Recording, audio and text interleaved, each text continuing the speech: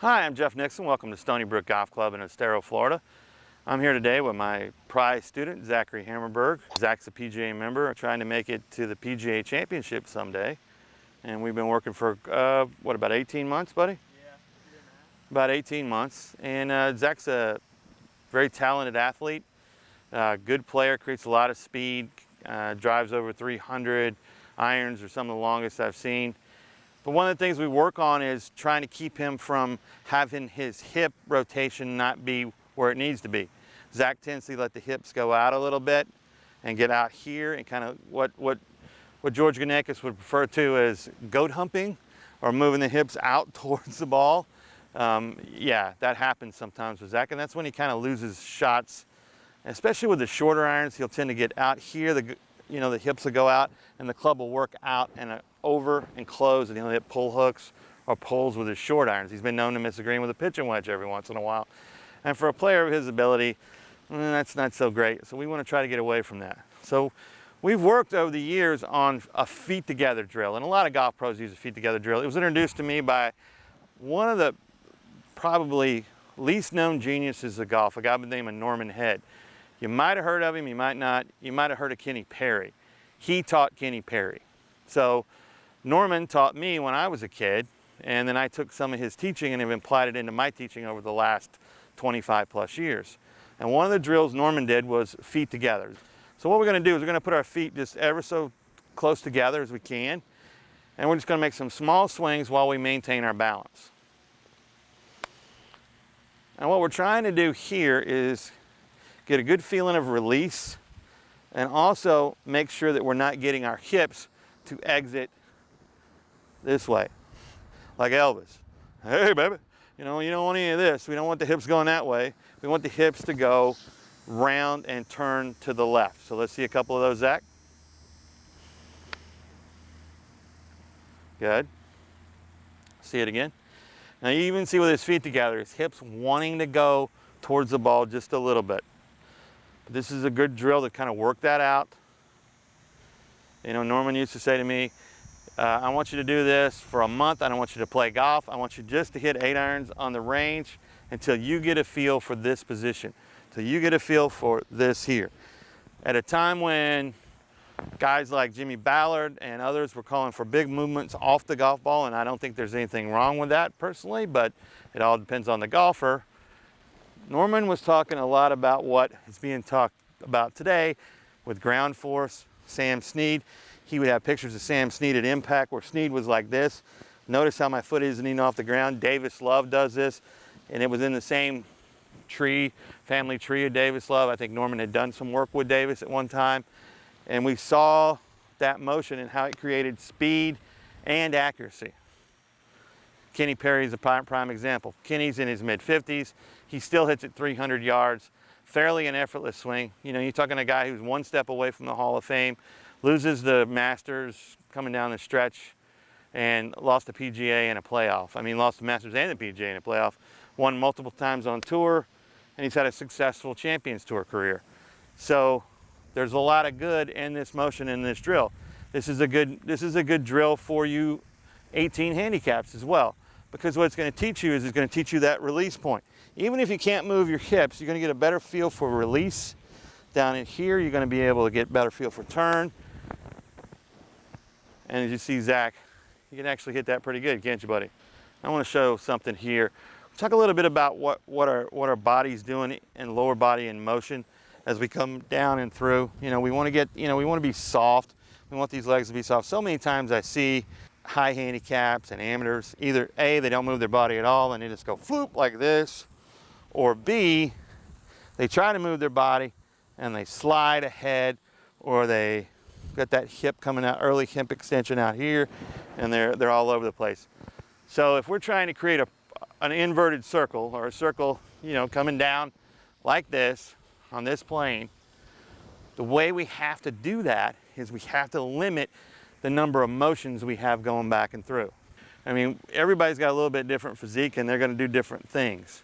But we want to try to create as close as we can an on-plane golf swing. And I think that's most important. And whether it's an on-plane golf swing that sees our hips turn, get out of the way and brings it down. Or even if it's an on-plane golf swing where we're here and we're able to let the arms do some of the work more, either or. I just want to see it on plane.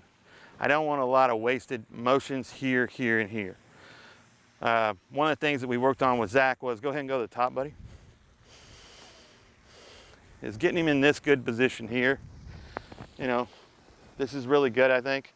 And from here, he's able to maintain that same kind of plane, come down, shallowing the club out, and then going through to his finish.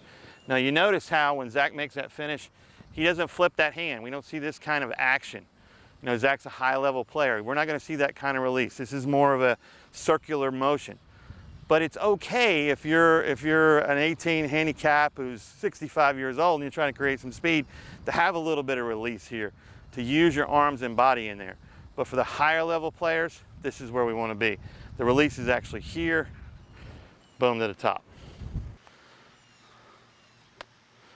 It's going to limit his knee motion. But we're just trying to create a motion with his shipping where it's just here and here, here and here. We're not really getting a lot of this going, because what happens is that little motion goes to a bigger motion, and guess what? We got this going. Okay, so that's why we work feet together. We're trying to limit the motion and just see the hip swivel and turn. Okay, you ready?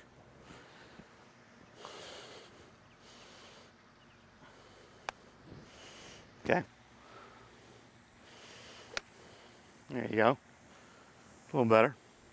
See, Zack's been struggling a little bit. He sent me some videos this week, and one of the things I saw was a lot of this, and I didn't see, like, when he goes through, I'm looking for those two butt cheeks. I want to see those on the finish, and I'm seeing like a cheek and a half. So, you know, I'm not really seeing what I want to see there. So we're trying to like limit that knee moving around and then create a better swing. And there it was. Now see, look there. See these? I can see both these right there. That's what I want to see. I want to see that gluteus maximus at the finish, fully out there. I don't want to see this. And I got maybe a half a cheek in frame. I don't see both of them in there, both of them to the left side, creating a good swing.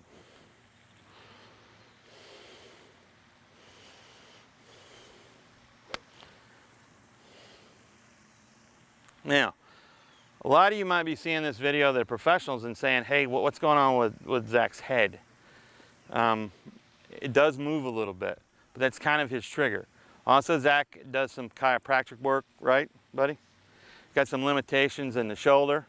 You know, you'll see a little bit of this, and then an impact, if you slow it down, you'll see a little bit of that. We're working to get that to be better.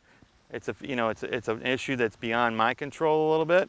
It's more in the eyes of when he goes to his chiropractor, he gets his neck in a good position, and then we're able to see a little bit more stability in the neck. I know some of the videos he sent me last week, and he can tell you, my reaction is, when's the last time you saw your chiropractor? Because I can see this at impact. He's like, almost like trying to take a nap right here on his shoulder in this impact position. Right, bud? Yeah. All right, let's hit a couple more. I want you to notice here in the video too, notice Zack's backswing position, how good it is. You know, he gets in a really good position. We've worked really hard on getting to this better position. And then see the finish. He's through onto his left side and got both butt cheeks faced. So in a really good position there. This is a good golf swing. It creates a lot of speed with it. There's a lot of motion and speed. Sometimes he gets a little fast. We worked on some drills to get him a little slower in his setup and get him in a better position there. You see that head just do that little bit of motion as it goes back. That was much better though. You know, we're going to see that. I mean, everybody's got a little bit of a quirky thing that they do to start for the most part. Nobody's perfect. And you got, you know, I think to me, you got to learn to work around those things. This is something we've worked around with Zack. You know, he's shot some good numbers. Struggling a little bit lately, but he's working through that, working to get in better positions, working to get those knees to stable out a little bit. And some of it is the fact that he hasn't seen his chiropractor lately. I think if you're going to play golf at a really high level, you've got to include some kind of TPI program, seeing someone with that, or going to a chiropractor, or maybe both. I mean, to practice at the level that you need to practice to play on the tour or even be a competitive PGA club professional, you're going to have to hit a lot of balls. You're going to have to work at it pretty hard. So you're going to do some strain and tear to your body. And you also need to get your physicality up. I mean, in the last 20 years, golf has seen a huge change in the physique of the golfer. Obviously, you look at Brooks Koepka. I mean, Brooks Koepka is this guy who looks like a middle linebacker for the Giants. I mean, he's a big guy. He does a lot of working out, a lot of lifting. He talked about the day before he played in the final of the PGA Championship, he did a full body workout where he did squats and he did bench and he did everything. I mean, that was unheard of before Tiger Woods. But now we're seeing these athletes play golf. So if you're going to compete at that level, you have to be in some kind of conditioning program, whether it be flexibility, whether it be strength, whatever it is. Zach, that was a good swing, buddy. I feel better? Yeah, I mean, I just think about like when you're chipping, the way those knees, we want to keep those knees kind of nice and steady, and we're getting here in a good position. You know, one other thing that we've worked on pretty hard over the last 18 months would be, Zach would have a tendency to have the club come out here a little bit more than needed. And we worked really hard on making sure that we get it, you know, go back, bud, here, see that grip down, and then into this position with a full shoulder turn. Now here's the thing I see a lot of 18 handicaps do. They get to that position, they think, I got to get to here. I got to get up here. So their spine angle goes from where? From here up, and they go over here to the left. So they, well, in other words, they get here, and that, I can feel my back, that's as far as I can go right there. So if I want to go back here, I got to take my spine and I got to go like this, up. And when I do that, when I go up, I go over. So I get over here on my left. The most common thing I've seen over 25 years in golf is a reverse pivot. And a reverse pivot being this. Here, okay, I saw that guy on TV or girl on TV, she got to here, he got to here. I got to get there. Oh wait, I'm on my left side. To get back to the ball, physics, for every action, there's an equal and opposite reaction. Here, equal and opposite reaction backwards. Boom, this is where they're hitting the ball. So in other words, their engine, to propel their rocket, it's slowing down. It's minimizing. The face, the club face, and let's use one of these faces to kind of explain it. That face, it's not coming in square. It's coming in either here or it's bottoming out here because I reversed back and now I can't get to where I need to be. I think majority of people playing golf, if they kept their swing within their spine angle, would hit the ball so much better, it would be unbelievable. All right, Zach, let's hit a couple more balls. Okay, so let's do a checklist on the setup, make sure we're in a good setup position.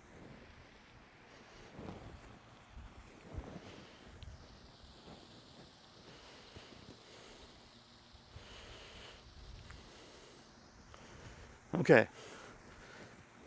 Good, good, good. Where's your weight in your feet? About right here? Yeah. That's perfect. That's perfect. That's where you want to be. Now from there, go ahead and make a good swing.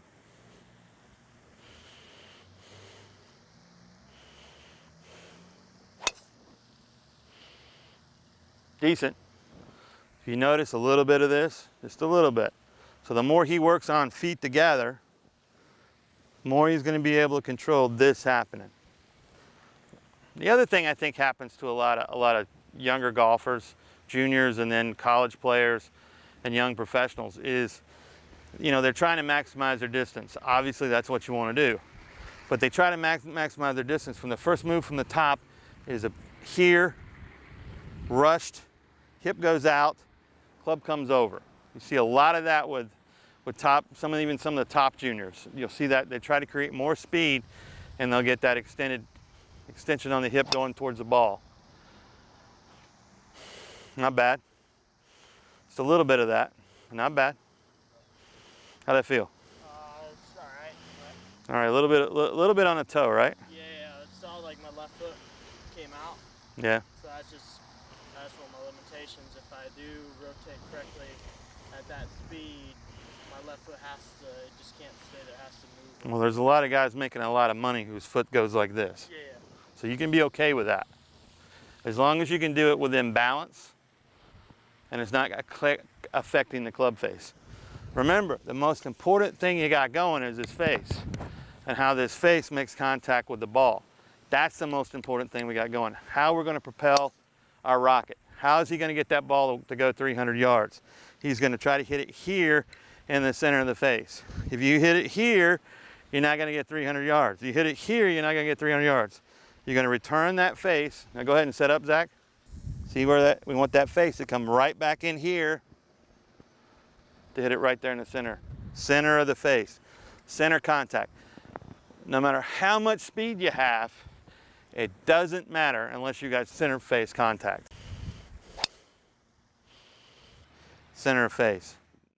This is something we're losing a little bit, I think, in our profession, is talking about hitting it square in the face. We're so absorbed with what we're doing in the swing, and we're not thinking about where our face is and where we're striking it. I think we lose that sometimes in golf. You're not smiling very much today, buddy. Well, that's a grind. Yeah, a lot of work. Yes, a grind. Yeah. Lost yesterday, so it kind of left a bitter taste on my mouth a little bit. Well, you're carrying that around with you. You know what I always tell you? What do the best players in the world do? They forget about it. Right. Tiger Woods, you ask him, how do you make 8 on that one hole? He goes, I made an 8.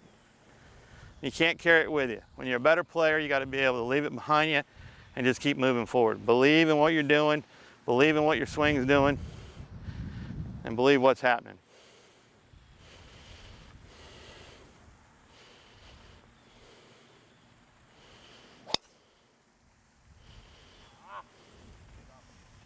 Okay, so a little bit here, and a little bit over. Yep. Bobby, come here for a second, would you? Bobby Conway, my assistant.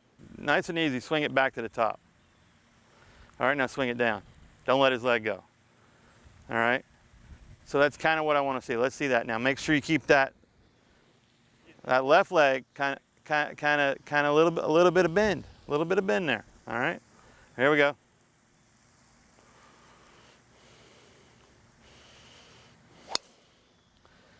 All right, so he's gonna flip it because he feels like he can't control it. Let's do it again. Soft on the left leg. Keep those legs soft. There you go. That's better contact. Now one more. Soften those legs up. Soften up your body. Can't have a lot of tension. Soften it up. Good square contact in the middle of the face. There you go. All right. See? A little better, right? Yeah. All right, now let's do it without Bobby there. All right, we're going to send our rocket ship out. We're going to use our body engine to do it. That's pretty good right there.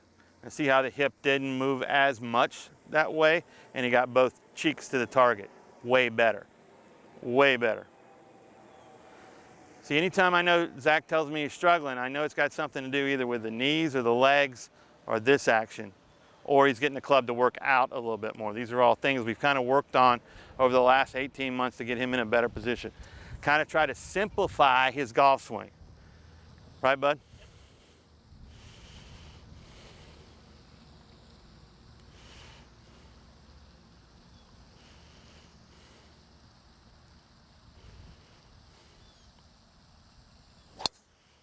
Perfect. A good one to end on.